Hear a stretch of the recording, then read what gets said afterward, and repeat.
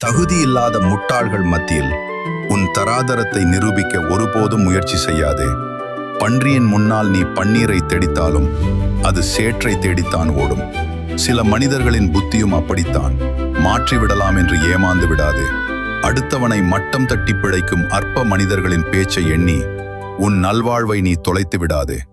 கல்லெறியும் கைகளுக்கு தெரியாது, அந்த கல்லடி பட்டுத்தான் கனி கொடுக்கும் மரம் இன்னும் கம்பீரமாய் வளர்கிறது என்று. உன்னை அலட்சியப்படுத்தியவர்கள் முன்னால் நீ ஆலவிருட்சமாய் எழுந்து நிற்க வேண்டும். உன்னை வீழ்த்த நினைத்த வீணர்களின் கூட்டத்திற்கு நீ கொடுக்கும் ஆகச் சிறந்த தண்டனை உன்னுடைய அசுர வளர்ச்சி மட்டும்தான்.